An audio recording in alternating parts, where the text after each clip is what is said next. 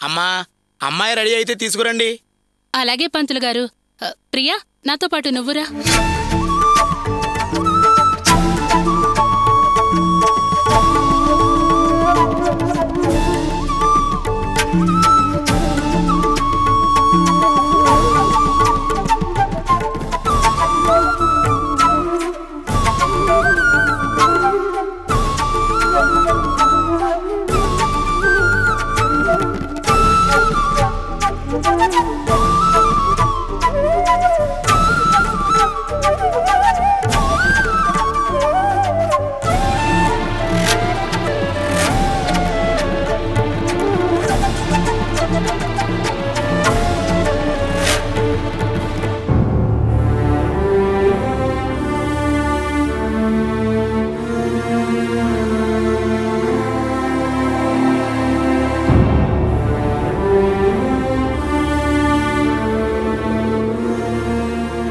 ఏమైంది?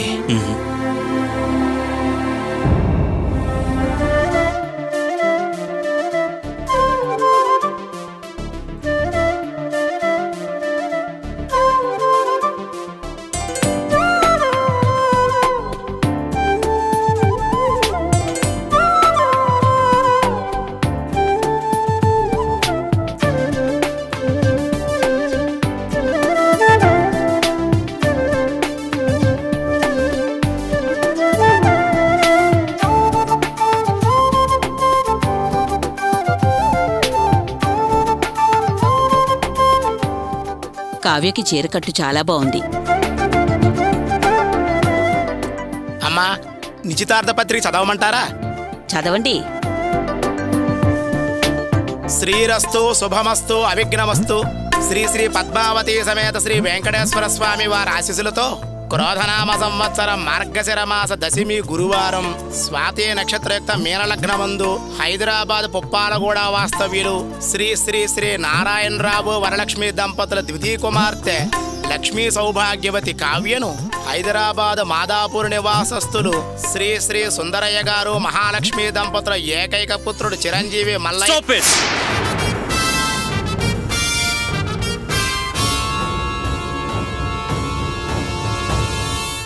Hey!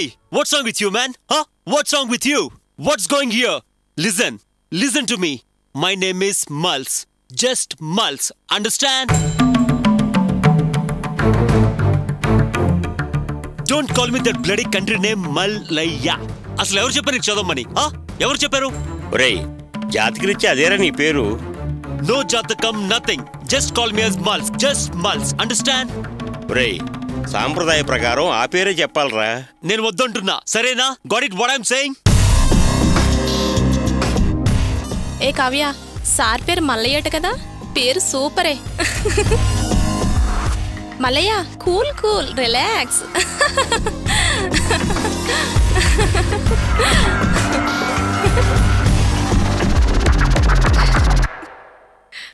పెళ్లికొడుకు ఫ్రెండ్సే కాదు, మన కావ్య ఫ్రెండ్స్ కూడా బాగా హుషారైన వాళ్లే. స్నేహితులన్నాక అలాగే ఉంటారు. పంతులు గారు, మీరు కానివ్వండి. సరేనమ్మా. అందరూ కలిసి పెద్దల సమక్షంలో వివాహం చేయుటకు నిశ్చయించినారు. ఓం ధ్రువంతే రాజ.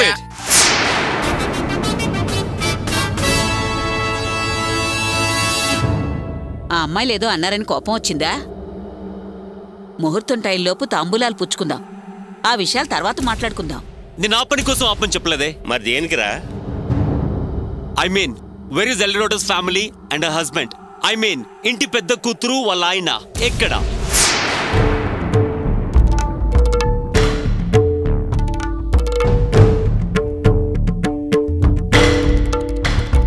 ఏం వరలక్ష్మి, అర్చన పెద్దలుడు ఇంకా ఎందుకు రాలేదు?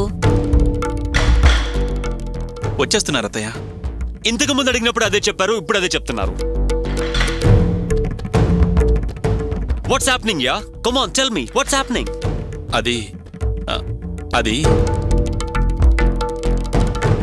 అరే యార్, come on, tell me. What's happening? లేదండి, వాళ్ళు బయలుదేరే ముందు అర్చనకు ఆరోగ్యం సరిగా లేదట.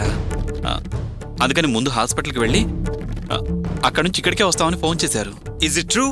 మీరు చెప్తుంది నిజమా అబద్ధమా? నిజమే చెప్తున్నానండి. అయితే అతను ఇంకా 10 విషయాలు మర్చిపోలేదు అనుకుంటున్నా. అందుకే నన్ను ఇన్సల్ట్ చేయడానికి ఎలా ప్లాన్ చేసి రాలేదనుకుంటున్నా? అయ్యో అలాంటిదేం లేదు అల్లుడు గారు, మీరు అలా అనుకోకండి. ఎలా అనుకోకుండా ఉండగలను చెప్పండి? ఆంటీ మొన్న కలిసి హోటల్కి రమ్మంటే డోర్ దాకా వచ్చి వెనక్కి వెళ్ళిపోయాడు.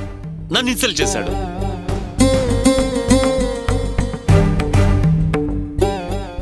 ఈరోజు ఇక్కడ శుభకార్యం జరుగుతుంటే రాకుండా ఇన్సల్ట్ చేస్తున్నాడు. పెద్ద కూతురు అల్లుడు ఇలాంటప్పుడు కూడా రాకపోతే ఎలా చెప్పండి?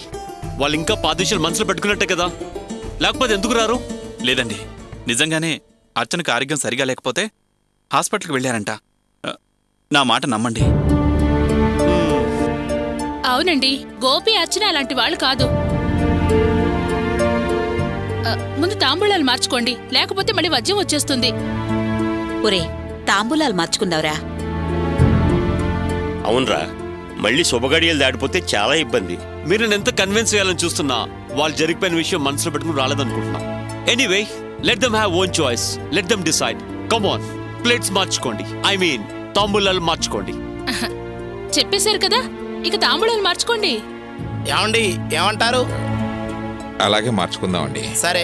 ఓం ద్రవంతే రాజా వరుణో ద్రవం దేవో బృహస్పతి ద్రవంత ఇంద్రస్యాగ్రస్య రాష్ట్రం ధారయతాం ద్రవం. వివాహ నిశ్చితార్థ ముహూర్త సుముహూర్తో హస్తు. ఇరువురు కూడా తాంబూలాలు మార్చుకోండి. వివాహ నిశ్చితార్థ ముహూర్త సుముహూర్తో హస్తు. ద్రవంతే రాజా వరుణో ద్రవం దేవో బృహస్పతి ద్రవంత ఇంద్రస్యాగ్రస్య రాష్ట్రం ధారయతాం ద్రవం. శతమానం భవతి శతాయుః పురుషः సతేంద్రియే ఆయుష్యేవేంద్రియే ప్రతిష్టతే. భయ్యా ట్రయల్ చూసుకో. పర్లేదు గోపి, నువ్వు స్టార్ట్ చేసిన వెంటనే ఇంజిన్ కండిషన్ ఏంటో తెలిసిపోయింది. కరెక్ట్గా ఉంది. నేను వస్తున్నాను, నువ్వు పద. గోపి, ఎంతైంది భయ్యా? అది లోపల పార్ట్స్ సర్వీసింగ్ అంతా కలిపి 4100. 4100. ఓకే, థ్యాంక్స్ భయ్యా. చూసుకో. ఎందుకు గోపి థ్యాంక్స్ చెప్తున్నావు? రిపేర్ కరెక్ట్గా చేసావు, రేట్ కరెక్ట్గా చెప్పావు. అసలు థ్యాంక్స్ చెప్పాల్సింది నేను. వస్తాను గోపి. సరే భయ్యా. రే అన్నా, భోంచేసి రండి. సరే అన్నా, రారా. అర్చన, చేకడుకొని వస్తాను.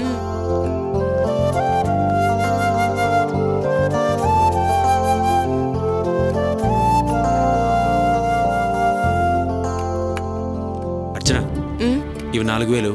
వాసుగాడికి 3 నెలల నుంచి వడ్డీ ఇవ్వట్లేదు కదా, ఈ డబ్బులు ఇవ్వాలి, గుర్తు చేయి. నువ్వేమైనా కావాలని వడ్డీ కట్టలేదా? వాసు వల్లే, హాస్పిటల్ పోలీస్ స్టేషన్ అని తిరగడం వల్లే కదా కట్టలేదు. ఏది ఏమైనా మాటంటే మాటే. తీసుకున్నప్పుడు టైంకి ఇవ్వాలి కదా. సరే సరే, ముందు అన్నం తిను.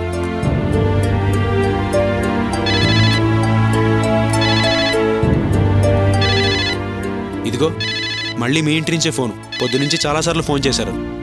నువ్వేమన్నా మాట్లాడావా? ఎలా మాట్లాడతాను? నువ్వే కదా మాట్లాడద్దని చెప్పావు. కానీ పాపం చాలాసార్లు ఫోన్ చేశారు అర్చన. ఈ పాటికి నిశ్చితార్థం కూడా అయిపోయి ఉంటుంది. నువ్వు దాని గురించి ఎందుకు ఆలోచిస్తున్నావు? అయితే అవుతుంది, కాకపోతే కాదు. నువ్వు అన్నం తిను. అర్చన, నాకెందుకో మనం తప్పు చేశామనిపిస్తోంది. మనం రాలేదని పాపం వాళ్ళు చాలా బాధపడుతూ ఉంటారు.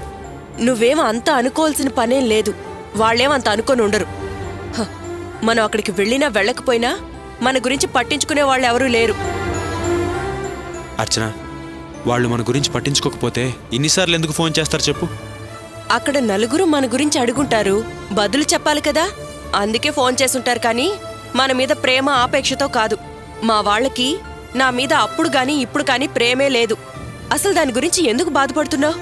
మంచితనానికి హద్దులు లేకపోతే పిచ్చి వాళ్ళ కింద లెక్క కడతారు. నువ్వు అన్నం తిను.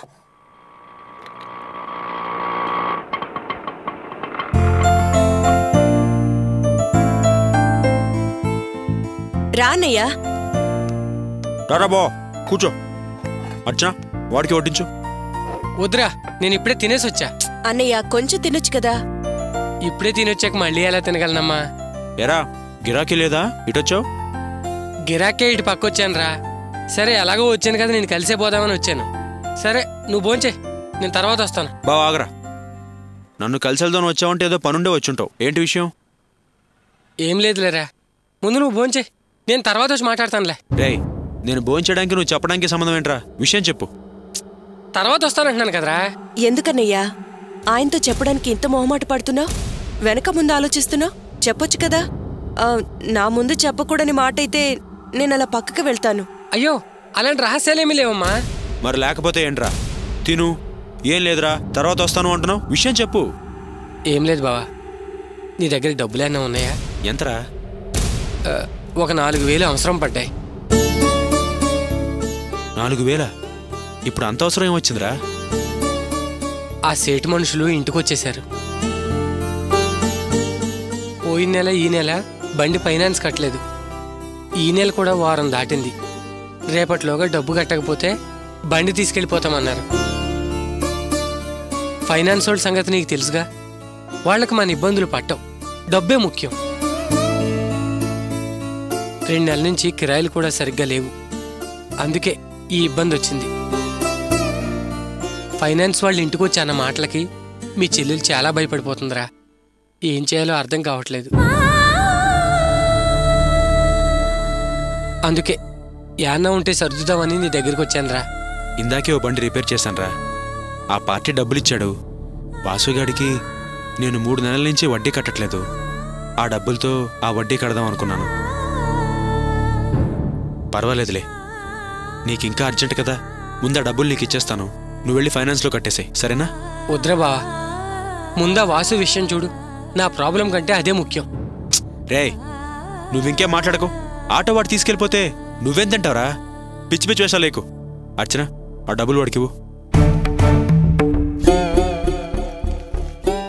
తీసుకో అన్నయ్య. వద్దురా, ఆటో తీసుకెళ్ళిపోతారు అంతేగా. పోనీరా, అద్దె ఆటో తీసుకుని 4 కిరాయిలు తోలుకుంటాను. రేయ్, చెప్తుంటే అర్థం కావట్లేదా? అద్దె ఆటో తోలుతావా? డబ్బంతా అద్దె కట్టడానికే సరిపోతుంది. అద్దె ఆటో తోలుతట అద్దె. రేయ్, 4,000 ఉన్నాయి, సరిపోతాయిగా? సారీరా బావా. రేయ్, నువ్వెందుకురా సారీ చెప్తున్నావు? న్యాయంగా నేనే నీకు సారీ చెప్పాలి బావా. నా కోసమే కదా నువ్వు నీ ఆటోని తాకట్టు పెట్టావు. సర్లే, ఇక నుంచి నెల నెల ఫైనాన్స్ డబ్బులు నేను కడతాను. డేట్ నాకు గుర్తుచే, సరేనా? సర్లే బావా, వస్తాను. వస్తానమ్మా. సరే అన్నయ్య.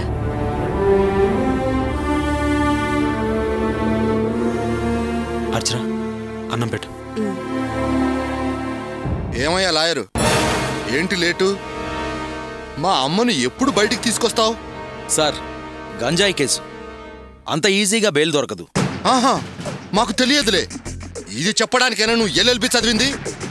ఏం లాయర్ వయ్యా? మర్డర్లు, మానభంగాలు చేసిన వాళ్ళు హాయిగా బయట తిరుగుతూ ఎంజాయ్ చేస్తున్నారు. అరే, ఆఫ్టర్ ఆల్ గంజాయి కేసు నుంచి మా అమ్మను బయటికి తీసుకురావడానికి అదేదో international criminal case, terrorist act, దేశద్రోహం కేసు అన్న లెవెల్లో చెప్తున్నావు. రూల్స్ తెలియదు, అందులో లొసుగులు తెలియని వాళ్ళంతా లాయర్లు అయిపోతున్నారు. మీరు LIC కవరేజ్లకే గాని క్రిమినల్ కేసులకు పనికిరారయ్యా. అసలు మా అమ్మను బయటికి తీసుకురావడం నీ వల్ల అవుతుందా కాదా? ఇదన్నా నాంచకుండా తేల్చి చెప్పు. చెప్పా సార్, ఊరికే టెన్షన్ పడకండి. గంజాయి కేసులో ఎవరికైనా ఇలా పిటిషన్ పెట్టగానే అలా బెయిల్ ఇవ్వరు. 1కి 2 సార్లు జడ్జి గారిని కన్విన్స్ చేయాలి, అప్పుడు గాని ఇవ్వరు. మీరేం కంగారు పడకండి, నేను బయటికి తీసుకొస్తాను కదా. నాకు గంజాయికి లింక్ ఉందయ్యా, కానీ మా అమ్మకు ఏ సంబంధం లేదు. ఇదంతా వరలక్ష్మి ప్లాన్. నైస్గా స్వీట్ బాక్సులో గంజాయి పెట్టి మా అమ్మను ఈ కేసులో ఇరికించింది. ఎవరు ఎలా ఇరికించినా ఇరికించిందే. స్వీట్ బాక్సులో గంజాయి ఆవిడే పెట్టిందని ప్రూవ్ చేయడానికి ఆధారం కావాలి, సాక్ష్యం కావాలి. అప్పుడే కోర్టులో మనం ఏదైనా చేయగలం. సరే, అవన్నీ వదిలేయి. నెక్స్ట్ డేట్కి మీ అమ్మని జామీను మీద బయటికి తీసుకొచ్చే ప్రయత్నం చేస్తాను, సరేనా? తీసుకొస్తా, చూస్తా, ప్రయత్నం చేస్తా. ఇవన్నీ ఏమి వద్దో, ఖచ్చితంగా బయటికి తీసుకురావాలి, రావాల్సిందే, అంతే. సరే సార్, ఖచ్చితంగా తీసుకొస్తాను. అప్పుడే నువ్వు లాయర్వని నేను ఒప్పుకుంటా. సార్, నేను బయలుదేరతాను. బయలుదేరు. అది ఏంటయ్యా బయలుదేరతాను వెళ్తానని నసుకుతున్నావు? సార్, కాస్త డబ్బులు సరే ఇచ్చి పంపిస్తాను కానీ వెళ్ళ. సరే సార్. అమ్మా, మీరు అన్నయ్యతో మాట్లాడరండి, నేను బయట వెయిట్ చేస్తూ ఉంటాను. అలాగే. జయంతి, నువ్వేం వర్రీ కాకు. లాయర్ మంచోడు, కాస్త బుర్రున్నాడు. అమ్మను ఖచ్చితంగా విడిపించి తీసుకొస్తాడు. సరేనా? మరెందుకన్నయ్యా అలా బెదిరించావు? బెదిరించకపోతే డబ్బు గుంజడం కోసం నాంచుతూ ఉంటాడు. చూసావు గదా, డబ్బులు కావాలంట. అందుకే తనకు నేను ఎదురు నరుక్కొచ్చాను. లేకపోతే మనను క్యాషు క్యాషు అంటూ ఖైమా చేస్తాడు. ఆయన సంగతి వదిలే. నీ ప్లాన్లు ఏమయ్యాయి? ఓ రూటు సక్సెస్. మంచి ప్లాన్ వేసి గోపి అర్చన కావ్య నిశ్చితార్థానికి రాకుండా ఆపేశా. మా అత్త తెగ దిగులు పడిపోతుంది. కూతురు అల్లుడు రాలేదని ఓ బాధపడిపోతుంది. పడాలి. ఇంకా ఇంకా బాధపడి దిగులు పడి మంచం ఎక్కాలి. మాయ రోగం వచ్చి పైకి పోవాలి.